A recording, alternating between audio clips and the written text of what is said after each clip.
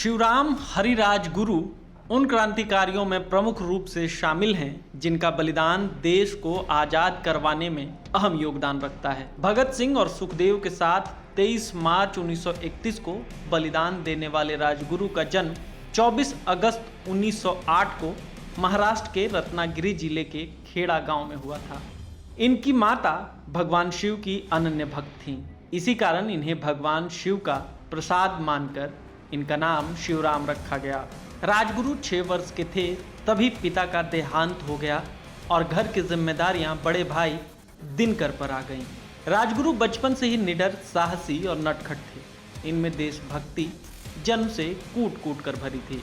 वह वीर शिवाजी और बाल गंगाधर तिलक से बहुत प्रभावित थे। छोटी उम्र में वह वाराणसी विद्या अध्ययन करने एवं संस्कृत सीखने गए।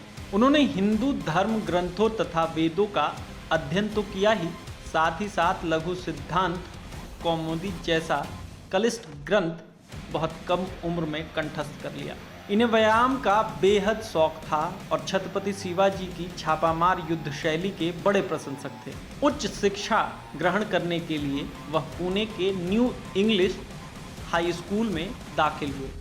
राजगुरु का संपर्क अनेक क्रांतिकारियों से हुआ। वह चंद्रशेखर आजाद से इतने अधिक प्रभावित हुए कि उनकी party Hindustan socialist Republican army से जुड़ गए। पार्टी में इन्हें रघुनाथ के नाम से जाना जाता था। चंद्रशेखर आजाद के साथ इन्होंने निशानेबाजी की ट्रेनिंग ली और बहुत जल्द कुशल निशानेबाज बन गए। 1925 में काकोरी कांड के बाद क्रांतिकारी संघ लगभग खत्म सा हो गया। इसलिए नेता पार्टी को दोबारा खड़ा करने के लिए नए नए नौजवानों को अपने साथ जोड़ रहे थे और इसी समय उनकी मुलाकात मुनीशर अवस्थी से हुई। उनकी सहायता से राजगुरु इस संघ से जुड़े। ब्रिटिश सरकार किसी भी तरह से भारतीयों पर अपना राज बरकरार रखना चाहती थी, इसलिए एक नए कमीशन का गठन किया गया जिसका नाम था साइमन कमीशन। इसमें सभी सदस्य अंग्रेज थे जबकि कोई भी भारतीय इसका सदस्य नहीं था। इसी वजह से पूरे देश में इसका विरोध हुआ। 30 अक्टूबर 1928 को लाहौर में लाला लाजपत राय जी के नेतृत्व में जबरदस्त विरोध प्रदर्शन के दौरान पुलिस अफसर स्कॉट ने भीड़ पर लाठीचार्ज का आदेश दे दिया। राजगुरु भगत सिंह सुखदेव ने उस पुलिस अधिकारी को मारने का प्लान बनाया।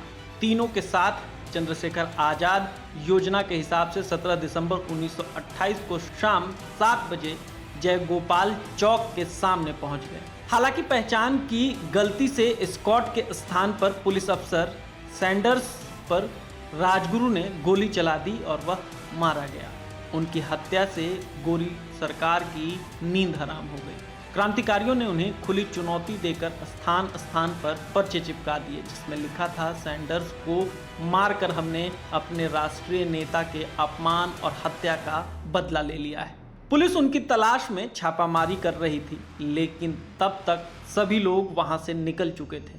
दुर्गा भाभी अपने शिशु के साथ लिए एक मेम के रूप में लाहौर के स्टेशन से साहब के रूप में भगत सिंह एवं नौजवान राजगुरु के साथ ट्रेन में बैठकर कलकत्ता के लिए रवाना हो गई।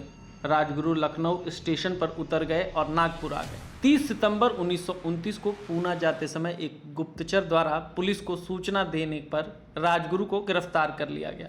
ब्रिटिश अधिकारियों को राजगुरु और उनके साथियों की हर बात माननी पड़ी। पुलिस ने इन तीनों पर लाहौर षड्यंत्र के तहत केस चलाया और 7 अक्टूबर 1930 को राजगुरु को सैंडर्स की हत्या के जुर्म में फांसी की सजा सुना दी गई। तीनों क्रांतिकारियों को 24 अगस्त 1931 को फांसी होनी थी, जिसका पूरे देश में विरोध प्रदर्शन होने लगा। इससे ब्रिटिश सरकार घबरा गई और समय से एक दिन पहले ही 23 मार्च 1931 को भगत सिंह, सुखदेव व राजगुरु को लाहौर की एक जेल में फांसी दे दी गई और भारत माँ के सपूत हमेशा के लिए अमर हो गए।